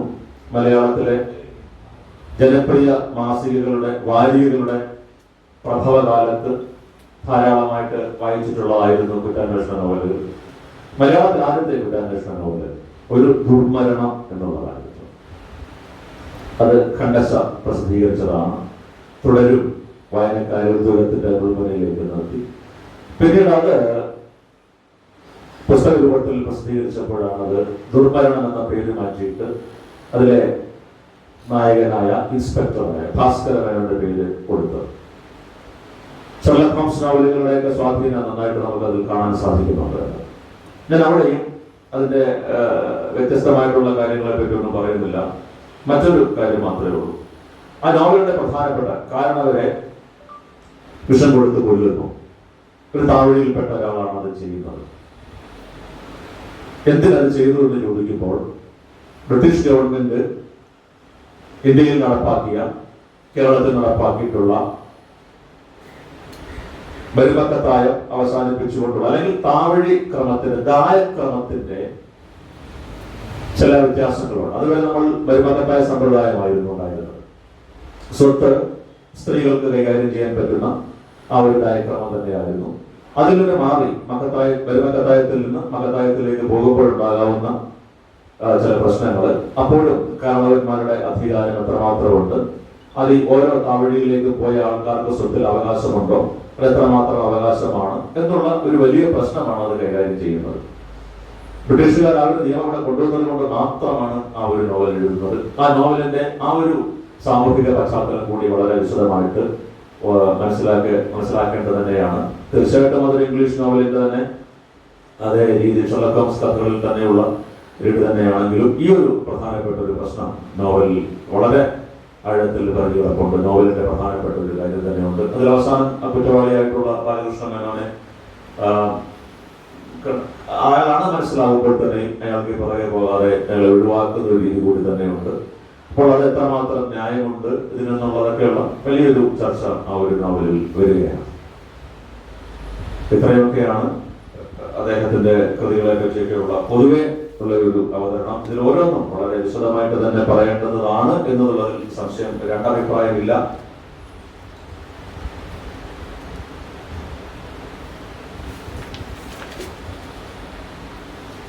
പിന്നെ പ്രധാനമായിട്ടുള്ള വരുന്നത് പഠനം അതുകൂടി ആകുമ്പോൾ അദ്ദേഹത്തിന്റെ ഏതാണ്ട് എല്ലാ രചനാ രീതികളിലേക്കും എത്തിയെന്നുള്ളൊരു കാര്യം കൂടിയാകും. സംഘക്കളി, ദ്രാവിഡ വൃത്തങ്ങളും അവയുടെ ദശാപരിണാമങ്ങളും. സംസ്കൃത വൃത്തത്തിലാണ് മിക്കവാറും എല്ലാ ആൾക്കാരും കവിത എഴുതുന്നത്. ദ്രാവിഡ വൃത്തങ്ങളെ പറ്റി പഠിക്കുന്നതിന് വേണ്ടി അദ്ദേഹം സാധാരണ ആൾക്കാരെ, പട്ടികജാതിയിൽപ്പെട്ട ആൾക്കാരെ, ജാതി പറയുന്നില്ല എന്നുള്ളതേ ഉള്ളൂ, വളരെ അദ്ദേഹം അന്ന് കൊച്ചി രാജകുടുംബാംഗമാണ്, തമ്പുരാനാണ്, നാടുവാഴുന്ന തമ്പുരാൻ. എങ്കിലും അദ്ദേഹം ഈ ആൾക്കാരെ കൊണ്ടുവരികയും അവരുടെ പാട്ട് കേട്ട് അത് എഴുതിയെടുത്ത് അതിനെപ്പറ്റി വിശദമായ രീതിയിൽ അദ്ദേഹം പറയുകയും ചെയ്തിട്ടുണ്ട്. ഇപ്പൊ ഈ വഞ്ചിപ്പാട്ട് തന്നെ നളോന്നത എന്ന് പറയുന്ന ഒരു വൃത്തത്തിലാണ് എഴുതുന്നത്. പക്ഷെ അദ്ദേഹം പറയുന്നത് നളോന്നത മാത്രമല്ല, അതിന് ഈ വഞ്ചിപ്പാട്ട് വഞ്ചിപ്പാട്ടെന്ന് പറയുമ്പോൾ വള്ളം തന്നെ പല, ചുണ്ടൻ വള്ളമുണ്ട്, ഓടി വള്ളമുണ്ട്, പിന്നെ ചെറിയ കൊതുമ്പ് വെള്ളമുണ്ട്. ഈ പലതും പോകുന്നത് പല വേഗത്തിലാണ്. ഈ ഓരോന്നിനും അതിൻ്റെതായ ഒരു താളമുണ്ട്. ഇപ്പൊ ഈ വഞ്ചിപ്പാട്ടെന്ന് നമ്മൾ പറയുമ്പോൾ അതിന് ഒരു താളമല്ല ഉള്ളതെന്നും അതിന് 4 or 5 കൃത്യമായി എനിക്ക് ഓർമ്മയില്ല, 4 or 5 താളങ്ങളുണ്ട് എന്ന് തമ്പുരാൻ വളരെ കൃത്യമായിട്ട്, അത് വെറുതെ പറയുകയല്ല, അദ്ദേഹം ശാസ്ത്രീയ സംഗീതം അഭ്യസിച്ച ഒരു വ്യക്തിയാണ്, കൃത്യമായിട്ട് അത് പാടാൻ അറിയാമായിരുന്നു. ഇപ്പോൾ ഈ ദ്രാവിഡ വൃത്തത്തിലുള്ള അല്ലെങ്കിൽ ഈ പറയുന്ന ഈ പാണന്റെ പാട്ടുകള്, തോറ്റം പാട്ടുകള്, പിന്നെ നാഗപ്പാട്ടുകള്, അങ്ങനെ ധാരാളമായിട്ടുള്ള പാട്ടുകൾ, ഇത് ഓരോന്നിനും ഓരോ രീതിയാണ്. അത് അന്ന് ഉച്ചഭാഷണി അത്ര പ്രചാരത്തിലില്ലാത്തത് കൊണ്ട് ഒരു കോളേജ് വിദ്യാർത്ഥിയായിരുന്ന ഒരു കുഞ്ഞികൃഷ്ണനാണ് കൊണ്ടാണ് അത് പാടിപ്പിച്ചിരുന്നത്. അദ്ദേഹം പാടുമ്പോൾ ഇടയ്ക്ക് ഈ ശാസ്ത്രീയ സംഗീതത്തിന്റെ ചില കാര്യങ്ങൾ വരുമ്പോൾ അവിടെ കൃത്യമായിട്ട് തിരുത്തി കൊടുക്കും. അത് തന്നെയാണ് ഈ രണ്ട് സംഗീതമാണെന്നുള്ളതാണ്. ഇപ്പൊ ദ്രാവിഡ വൃത്തത്തിന്റെ ഒരു പ്രശ്നം വളരെ വ്യക്തമായിട്ട് പറഞ്ഞു. ഇതും സാഹിത്യത്തിന്റെ ഭാഗം തന്നെയാണ്. അതിൽ ഈ പാണനെ ഒക്കെ ഭാരത കുറവൻ, ഭാരത കുറത്തി എന്നാണ് അദ്ദേഹം രേഖപ്പെടുത്തി വെച്ചിരിക്കുന്നത്. അത്രയും പ്രാധാന്യത്തോടുകൂടി തന്നെയാണ് താളം, മലയാള ഭാഷയുടെ ഒരു പ്രാധാന്യം അത് തന്നെയാണ്. ഈ താളബോധം വളരെ കൂടുതലുള്ളതാണ്. ഈ താളബോധത്തിന്റെ പ്രധാനപ്പെട്ട ഒരു കാര്യം ഈ ദ്രാവിഡ വൃത്തത്തെ പറ്റിയുള്ള അദ്ദേഹത്തിന്റെ പഠനമാണ്. അതിനെപ്പറ്റി കൂടുതലായിട്ട് എനിക്കറിയില്ല. വസന്ത മാഷ് അതിനെപ്പറ്റി കൂടുതലായിട്ട് ആധികാരികമായിട്ട് ഉദാഹരണ സഹിതം അദ്ദേഹം പറയുമെന്ന് ഞാൻ പ്രതീക്ഷിക്കുന്നു. പിന്നെ അത് സംഘകളിയാണ്. നമുക്കറിയേണ്ടത് പോലെയുള്ള ഒന്ന് തന്നെയാണത്. ഈ പലതരം, നേരത്തെ പറഞ്ഞു മംഗളമാലയിൽ മല്ലയുദ്ധത്തെ പറ്റിയുള്ള ഒരു ലേഖനം ഉണ്ടായിരുന്നു എന്ന് പറഞ്ഞു. അതിൻ്റെതായിട്ടുള്ള ഒരു താളവും അതിൻ്റെതായിട്ടുള്ള നിയമങ്ങളും സമ്പ്രദായങ്ങളും ഒക്കെ ഉണ്ട്. സംഘകളിയും അതുപോലെ തന്നെ ഒന്ന് തന്നെയാണ്. ഇതിനെപ്പറ്റിയുള്ള വിശദമായ വെറും പഠനമല്ല, ഇതൊരു ഗവേഷണ ബുദ്ധിയാൽ എടുത്തിട്ടുള്ള ഒരു കാര്യങ്ങൾ തന്നെയാണ്. അങ്ങനെ ഒരു മനുഷ്യായുസിൽ ചെയ്യാൻ പറ്റുന്നതിനേക്കാൾ കൂടുതൽ കാര്യം, പിന്നെ ഒരുപാട് കാര്യങ്ങൾ വേറെ പറയാനുണ്ട്. അദ്ദേഹത്തിന്റെ രചനയിൽ പറയുമ്പോൾ ഉള്ളൂരിന്റെ കേരള സാഹിത്യ ചരിത്രത്തിൽ ഏറ്റവും കൂടുതൽ സംഭാവന നൽകിയിട്ടുള്ളത് അപ്പൻ തമ്പുരാനാണ്. അതൊക്കെ മറ്റൊരു കഥയാണ്. അതൊക്കെ ഇപ്പോഴത്തെ അധികം കാര്യങ്ങള് അതിന്റെ പ്രാഥമികമായ ഒരു സൂചന മാത്രമേ നമുക്ക് ഈ ഒരു ചുരുങ്ങിയ സമയത്തിൽ നൽകാൻ പറ്റിയിട്ടുള്ളൂ. ഓരോന്നും വിശദമായിട്ടുള്ള പഠനം അർഹിക്കുന്നതാണ്. മലയാള ഭാഷയ്ക്കും മലയാള സാഹിത്യത്തിനും മലയാള സംസ്കാരത്തിനും നവോത്ഥാനത്തിനുമൊക്കെ സമാനതകളില്ലാത്ത സംഭാവനകൾ നൽകിയ മഹാനുഭാവന മുമ്പിൽ ഒരിക്കൽ കൂടി നമസ്കരിച്ചുകൊണ്ട് ഞാൻ എൻ്റെ വാക്കുകൾ നിർത്തുന്നു. നന്ദി, നമസ്കാരം.